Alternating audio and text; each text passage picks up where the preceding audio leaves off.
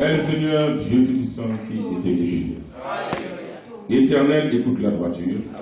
Sois attentif à notre cri. Prête l'oreille à notre prière. Faites avec des lèvres sans tromperie que notre justice paraît devant ta face et que tes yeux contemplent notre iniquité. Saint, Saint, Saint. Saint. C'est le Seigneur Dieu Tout-Puissant qui vient. Alléluia. Saint, Saint, Saint. Saint. C'est le Seigneur Dieu Tout-Puissant qui était élevé. Que chacun remercie le Seigneur de ton Seigneur. Remercie Dieu. Merci pour ta présence éternelle. Merci pour ta grâce. Merci pour ta bonté. Merci pour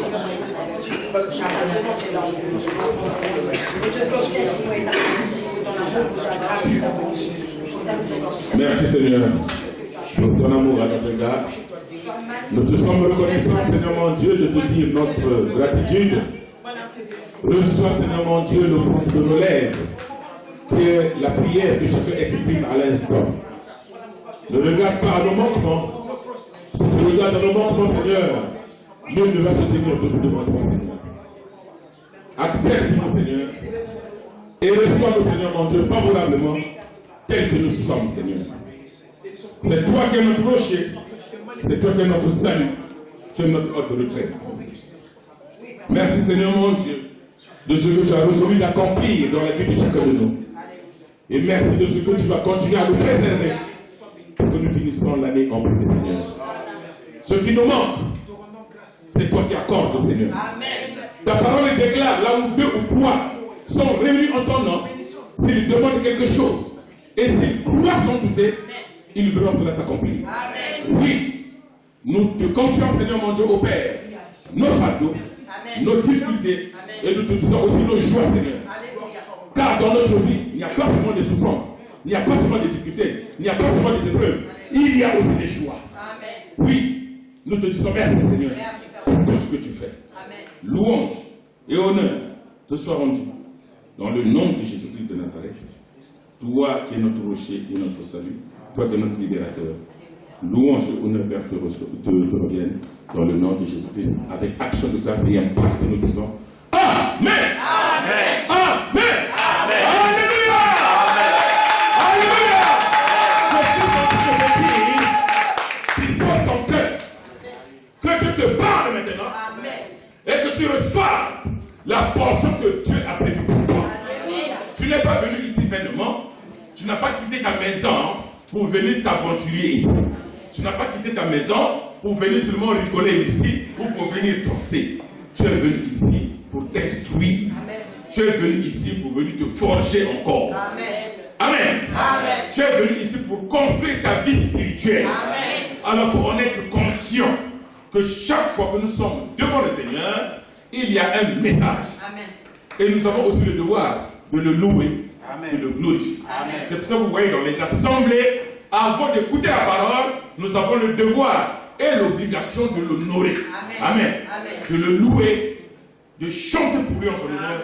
Il se plaît à ça. Amen. Amen. Et pendant la louange, pendant l'adoration, il y a des gens qui trouvent la guérison. Amen. Donc, comme nous venons, soyons à tous animés d'un même esprit. Amen. Pour que Dieu se manifeste parmi nous. Amen. Si toi tu crois que tu n'as pas un souci, c'est pas grave. Mais manifeste ta joie pour danser pour les autres. C'est-à-dire que tu danses non pas pour toi, mais glorifie le Seigneur pour que Dieu se manifeste au travers de toi, mais pour les autres. Amen. Amen. Ne soyons pas égoïstes. Nous allons recevoir avec cri de joie notre frère évangéliste, qui est l'orateur de ce matin. Recevons-le avec cri de joie et avec impact. Amen.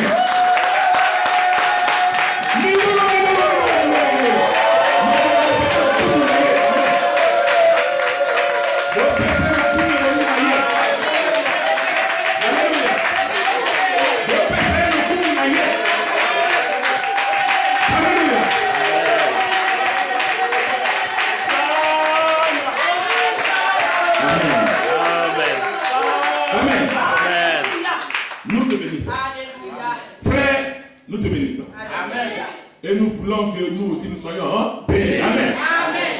Ce que le Seigneur va déclarer de ta bouche sera l'objet de notre bénédiction. Amen. Amen. Nous disposons le cœur pour le recevoir avec simplicité de cœur, ce que le Seigneur a prévu. Amen. Nous te glorifions, nous te disons merci. Merci Seigneur. Père, nous te glorifions et nous te disons merci. Merci. Merci encore une fois pour ta nourriture que tu nous accordes. Car l'homme ne va pas seulement se nourrir du pain, mais la parole déclare de toute la parole descend de la bouche de Dieu. Amen. Maintenant, utilise, Seigneur mon Dieu, ton canal. Utilise, Seigneur mon Dieu, au Père, ton instrument, pour que nous puissions recevoir et que ce que tu as prédestiné pour nous depuis ta puissance arrive à bon port. Oui, nous te disons merci. Merci Seigneur. Dans tout ce que tu vas faire, louange et honneur te soit rendu dans le nom de Jésus. Loin de nous, tout esprit qui ne confesse pas Jésus de Nazareth. Au nom de Jésus-Christ, nous balayons, nous renversons et nous renvoyons, nous anéantissons. Nous rendons nul et non avenu au nom de Jésus de Nazareth. Tout esprit contradictoire, tout esprit d'égarement, tout esprit d'erreur. Père, devant toi, il n'y a pas d'erreur. Devant toi, il n'y a pas d'erreur, Seigneur. Et nous le souscrivons tous. Louange et honneur te soit rendu dans le nom de Jésus-Christ avec action de grâce, nous disons tous. Amen. Amen. Acclame le Seigneur.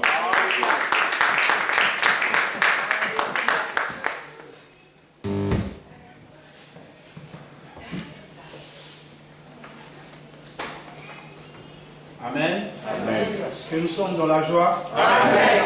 Soyez les bienvenus et soyez bénis dans cette salle. Amen. C'est la salle du royaume du renouveau pour la gloire de Christ. Amen. Alléluia. Amen. Donc vous êtes assis dans la salle du royaume. Amen. Et avec le Seigneur, nous allons partager les choses du royaume. Amen. Amen. Amen. Être enfant de Dieu, c'est fonctionner avec une mentalité. Amen. Amen. C'est fonctionner avec les principes du royaume. Et c'est pourquoi nous sommes en train de les partager ensemble. Et je crois que dans la documentation de Papa Dario, je crois que nous sommes au 4e principe. Alléluia. Amen. Et la fois dernière, le Seigneur nous a arrêtés sur un point qu'il comptait vraiment partager avec le peuple de Dieu. Et ce point que nous avons commencé, nous avons intitulé cela le respect du mariage. Amen. Amen. Le Seigneur et sa parole nous a exigé que nous devons respecter le mariage. Amen. Il a parlé à tout le monde. Quand Dieu parle, c'est vrai que Dieu parle à tout le monde, que tu sois croyant ou pas. Quand Dieu a parlé, il a parlé à tous les hommes. Mais nous qui sommes les enfants de Dieu, nous sommes particulièrement concernés. Alléluia. Parce que ce n'est pas aux autres d'obéir à la parole de notre Dieu. C'est d'abord à nous-mêmes. Amen. Amen. Et nous avons vu dans Hébreu, nous prenons nos livres dans le livre de Hébreu, chapitre 13, verset 4. Alors, nous lisons la parole du Seigneur. Nous sommes en train de partager les choses que le Seigneur nous recommande et tient cela vraiment avec beaucoup d'importance. Hébreu chapitre 13, verset 4. Est-ce que vous êtes prêts? Hébreu chapitre 13, verset 4. Alors, le Seigneur dit ceci, que le mariage soit respecté de tous, et que les époux restent fidèles l'un à l'autre, car Dieu jugera les débauchés et les adultères. Amen. Amen. Alors, à partir de cette parole, nous avons voulu comprendre, quand Dieu nous dit que le mariage doit être respecté de tous, de quoi il s'agissait. Alléluia. Amen. Et qu'est-ce que nous devons respecter? Parce que, bien aimés, lorsque vous écoutez la parole de Dieu, ne vous précipitez pas à faire. J'ai dit à des bien-aimés à l'école biblique, j'enseignais, je leur ai dit, quand le Seigneur a dit, sur cette pierre je bâtirai mon église, il y a des gens qui n'ont pas compris. Ils ont couru vite, ils sont allés bâtir leurs églises. Ils n'ont pas bien lu la phrase. Amen. Amen. Il faut lire la parole de Dieu tranquillement et bien la décortiquer. Le Seigneur avait dit, je bâtirai mon église. Amen. Il n'avait pas dit aux apôtres que je bâtirai notre église. C'est parce que les gens se sont précipités. Et nous n'allons pas nous précipiter parce que nous sommes en train de vivre un moment où il y a un danger spirituel. Nous voyons dans notre société que le diable s'est levé et les gens du monde, les philosophes, les magiciens et tout consort, ils se sont emparés de ce thème qu'on appelle le mariage. Et ça commence à chauffer partout en Europe. Mariage pour tous. Mais bien aimés, nous sommes les enfants de Dieu. Si là où tu es assis, tu te considères comme étant un enfant de Dieu, tu ne dois pas être emballé par la foule. Tu ne dois pas subir la pression de la foule. La Bible dit dans le livre de Romains, au chapitre 12, « Ne vous conformez pas au siècle présent, mais soyez transformés par le renouvellement de l'intelligence, afin que vous sachiez discerner quelle est la volonté de Dieu. » Donc, une personne qui se considère comme étant un enfant de Dieu, ce n'est pas quelqu'un qui se laisse emballer, ce n'est pas quelqu'un qui se laisse emporter par ce qui se passe dans la société. Mais nous devons chercher le renouvellement de notre intelligence. Nous devons être transformés dans notre manière de penser pour que nous puissions discerner quelle est la volonté de Dieu. Alléluia. C'est un exercice spirituel que chacun de nous doit faire. Parce que si tu ne le fais pas, tu seras embarqué, tu seras contrôlé par des esprits, par des raisonnements et par une intelligence qui ne vient pas de Dieu. Amen. Et cela est un danger, parce que cela va t'emmener dans la perdition. Cela va faire que tu vas rater les bénédictions de Dieu. Cela va faire que Satan aura le contrôle et le pouvoir dans ta vie. C'est pourquoi toutes choses, nous devons observer la parole, comprendre la parole pour y agir fidèlement. Alléluia. Lorsque nous tournons nos Bibles dans Genèse chapitre 2, et nous allons voir les mots par lesquels Dieu a dit, Genèse chapitre 2, verset 21 à 22. La Bible nous dit ceci. Alors l'Éternel Dieu plongea l'homme dans un profond sommeil. Pendant que celui-ci dormait, il prit une de ses côtes et referma la chaîne. Puis l'Éternel Dieu forma la femme de la côte qu'il avait prise de l'homme. Il l'emmena à l'homme. Alors l'homme s'écria, « Voici cette fois-ci l'os de mes os, la chair de ma chair. Elle sera appelée femme, car elle a été prise de l'homme. » Verset 24. « C'est pourquoi un homme se séparera de son père et de sa mère pour s'attacher à sa femme. Et les deux ne feront plus qu'un. L'homme et sa femme étaient tous deux nus et sans éprouver aucune honte. » Alléluia. Alléluia. Amen. Acclamons la parole du Seigneur. Lorsque le Seigneur nous ordonne dans Hébreu que nous devons respecter le mariage parce que cela est important pour lui. Amen. Et cela doit faire partie de notre identité. Parce que nous sommes les enfants de Dieu. Alléluia. Amen. Alléluia. Amen. Nous sommes les enfants de Dieu et cette parole nous concerne. Et particulièrement dans ce siècle présent dans lequel nous vivons. Car la Bible dit, dans Romains 12, ne vous conformez pas au siècle présent. Faites attention aux choses que vous êtes en train de voir pendant le siècle présent. Mais il faut que votre intelligence soit renouvelée et transformée, que vous puissiez discerner quelle est la volonté de Dieu. Si tu te dis que tu es un enfant de Dieu, tu dois appréhender ce principe de respect du mariage. Et j'ai dit que souvent on n'arrive pas à respecter parce que nous ne comprenons pas ce que c'est que le mariage. Alléluia. Et la parole de Dieu nous informe que le mariage c'est une alliance. C'est une alliance entre deux personnes. Et Dieu a dit que l'homme est même appelé à quitter ses parents pour s'attacher à sa femme, pour réussir ce mariage, pour réussir l'alliance. Alléluia. Parce que Dieu l'a dit, parce qu'il sait que quel que soit quel individu que tu sois, lorsque nous naissons, là où nous sommes nés, là où nous avons grandi, cela crée ou cela provoque un attachement, que tu le veuilles ou pas.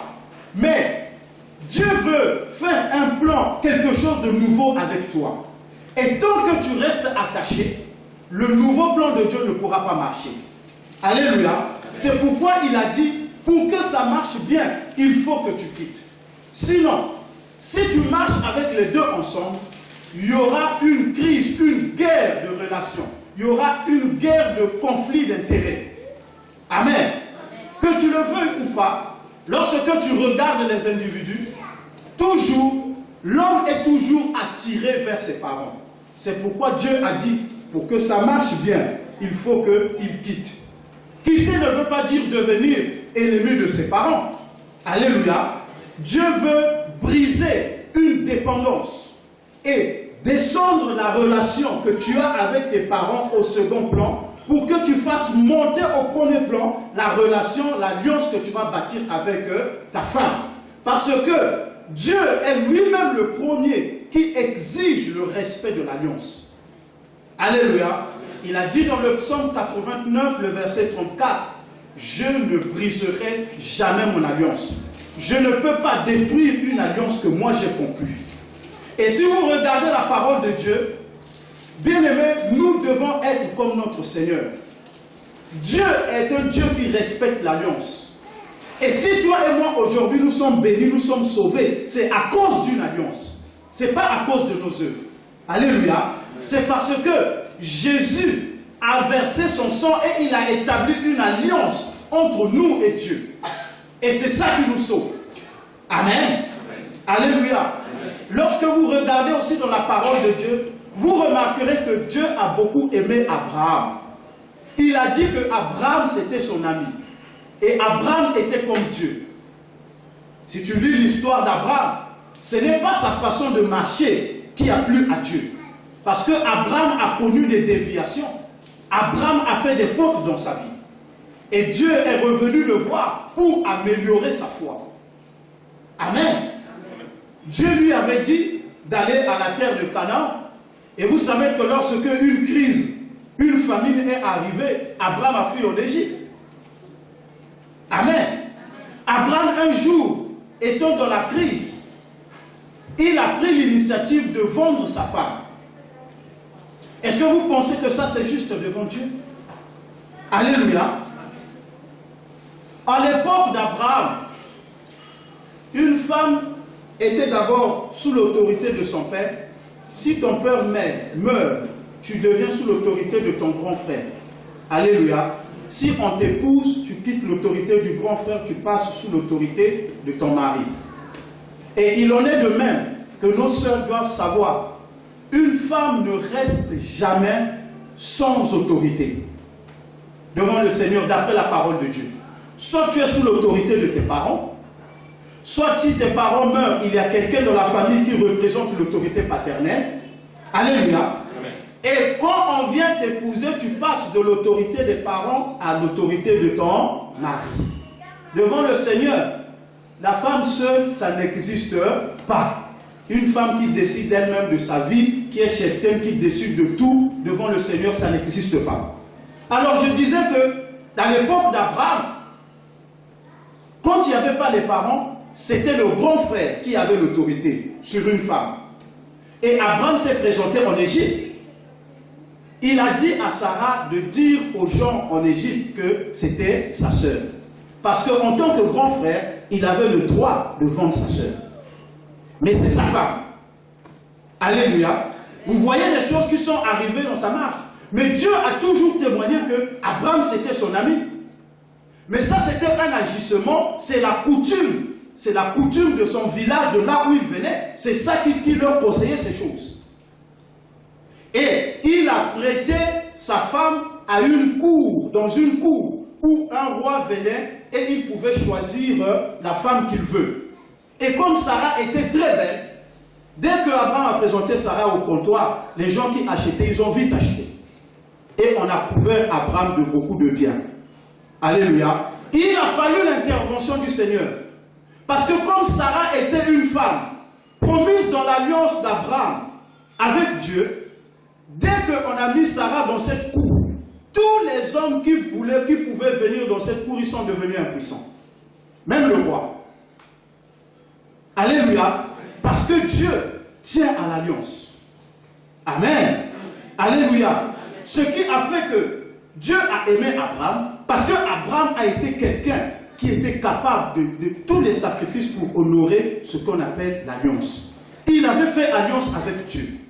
Et je vous ai dit là, le dimanche dernier, l'alliance, ça veut dire, quand tu fais alliance avec quelqu'un, ça veut dire, je suis toi et tu es moi. Ce qui m'appartient, t'appartient. Tes ennemis seront mes ennemis. Et mes ennemis seront tes ennemis. Alléluia. C'est ça l'alliance. Tu es moi, je suis toi. Et c'est avec les mêmes termes que l'homme entre dans le mariage avec la femme. Mais Dieu, en regardant le cœur d'Abraham, il a dit à Abraham, donne-moi ton fils unique en sacrifice. Si tu regardes au sentiment, Abraham ne pouvait pas livrer Isaac. Parce que c'est le seul fils qui lui restait. Il avait eu un premier que Sarah avait demandé que ce fils-là, avec sa mère, soit chassé de la maison d'Abraham. Et Abraham voulait bouder. Dieu lui a dit, tu obéis à ce que ta femme a dit. Abraham a serré le cœur. Il a chassé son fils Ismaël avec sa mère Agar. Et il lui restait que le seul héritier, c'était Isaac. Et Dieu vient le voir, il lui dit, alors offre-moi Isaac en sacrifice. Tu vas le tuer toi-même. Amen. Si Abraham se référait à ses sentiments, il ne devait pas accomplir cet acte. Mais Abraham a regardé à l'alliance. Parce qu'il avait auparavant, au chapitre 15, fait l'alliance avec l'Éternel. Et d'après les termes de l'alliance, ce qui est à Dieu est à Abraham. Et ce qui appartient à Abraham est à Dieu. Alors Abraham ne pouvait pas refuser Isaac. Alléluia. Abraham ne pouvait pas refuser Isaac. Malgré son cœur qui se déchirait. Mais l'alliance reste l'alliance. Alléluia. L'alliance reste l'alliance. Tu es moi et je suis toi. Ce qui est à moi est à toi. Alléluia. Alors quand nous revenons à ce verset, Dieu, la parole de Dieu nous montre que quand Dieu a fait l'homme, il s'est passé un temps. Quand Dieu a créé Adam, après il est venu voir, il a vu que ce n'était pas bon que Abraham soit et que Adam soit seul. Il a dit, je lui ferai une aide semblable. Et c'est là où nous nous sommes arrêtés dimanche dernier. Lorsque je vous ai dit que si vous lisez les Écritures, vous verrez que Dieu a tiré Ève de la côte d'Adam. Et Adam était un homme. C'est pourquoi je vous ai dit de faire attention. Lorsque la parole de Dieu parle d'un homme, il ne s'agit pas d'un garçon. Alléluia. Lorsque la parole de Dieu dit que Dieu a établi l'alliance avec une femme, il ne s'agit pas d'une fille. Amen. Donc pour trouver cette alliance, il faut d'abord un homme et une femme. Parce qu'il y a une différence entre un garçon et un homme. Un homme, c'est un garçon qui est arrivé à maturité. Alléluia. Il a acquis une maturité, il a acquis des capacités. Et une femme, c'est une fille, mais qui est arrivée à maturité. C'est-à-dire qu'elle a grandi. Elle a acquis une capacité, une intelligence, une sagesse qui va lui permettre d'assurer dans l'alliance. S'il n'y a pas ces deux facteurs, il y aura une crise, il y aura des problèmes. Alléluia. Et quand la Bible nous parle toujours spirituellement. Et nous sommes en train de répéter qu'il nous faut bâtir l'homme intérieur qui est l'homme spirituel. Alors, d'après la parole de Dieu, la maturité, c'est quoi? C'est là où nous sommes arrivés. Qu'est-ce que la maturité? C'est pourquoi je vous ai dit, frère, dans les témoignages, j'ai rencontré des garçons qui ont 40 ans. C'est encore un garçon. Alléluia. J'ai rencontré des gens à 46 ans. C'est encore un garçon. Mais par rapport à l'âge, il est grand. Alléluia.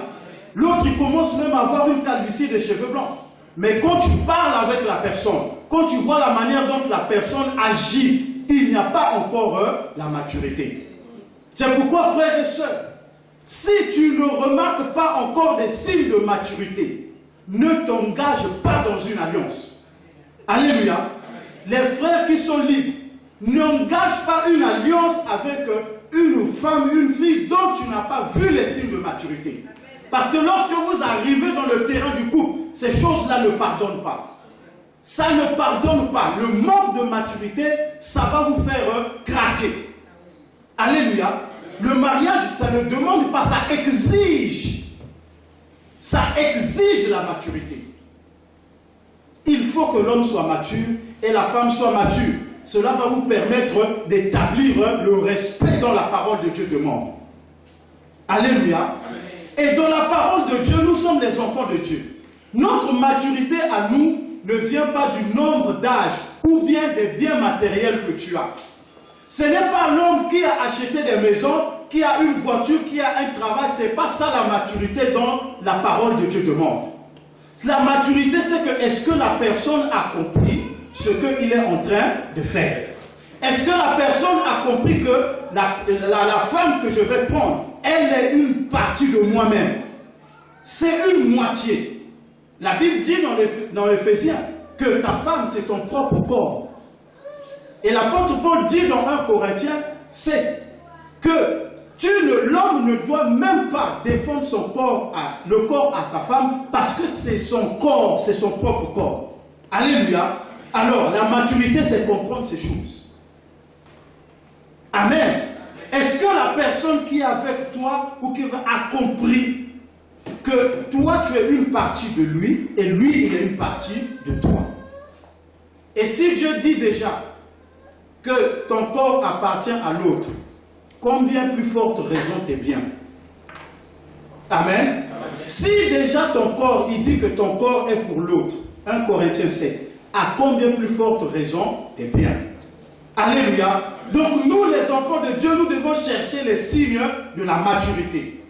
Et les signes de la maturité chez l'homme, le premier signe, c'est que l'homme doit comprendre et il doit accepter cela. Cela exige la maturité.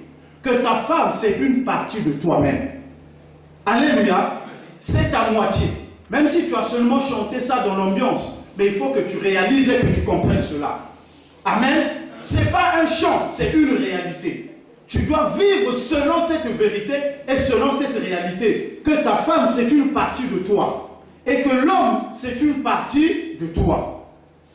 Alléluia. Nous devons comprendre pour respecter que la maturité nous demande l'amour. Et l'apôtre Paul dit dans Éphésiens chapitre 5, il commence à partir du verset 22. Il demande d'abord, il dit, je demande que la femme soit soumise, que les femmes soient soumises à leur mari. Et que les maris, à leur tour, aiment leurs femmes comme ils aiment leur propre corps. Et l'apôtre Paul continue à expliquer. Il dit, toute personne aime son corps. Tu prends soin de ton corps. Tu te laves, tu manges, tu habilles ton corps. C'est de la même façon que tu dois considérer ta femme. Il dit que si on voit quelqu'un, il commence à prendre de la chicotte et taper sur son propre corps, cette personne est devenue fou. Alléluia. Il dit personne ne torture son corps. Tu as déjà vu quelqu'un torturer son corps? On voit cela seulement dans les centres des malades mentaux. Ici, les gens ils prennent maintenant des trucs, ils commencent à se faire des incisions. Une personne comme ça, on t'emmène au centre, à l'hôpital psychiatrique. Mais lorsque tu n'oublies pas que tu n'es pas à l'hôpital psychiatrique, mais lorsque tu le fais à ta femme, tu es en train de faire la même chose que la personne qui est à l'hôpital psychiatrique. Parce que la parole de Dieu a dit que ta femme, c'est ton propre corps. C'est une partie de toi-même. Alléluia. L'amour exige la maturité. Amen. Et j'aimerais dire aux jeunes sœurs et aux sœurs tout couramment, l'amour pour Dieu, quand on dit à l'homme de t'aimer, il faut que tu discernes les signes de l'amour. Alléluia. Les sœurs, vous devez être capables, vous êtes des enfants de Dieu, vous êtes des filles de Dieu, vous devez être capables de discerner les signes de vrai amour. Parce que quelqu'un ne peut pas prendre une fille de Dieu et l'emballer après la laisser malheureuse. Amen. Si quelqu'un vient avec les paroles, dis-lui que l'amour ne concerne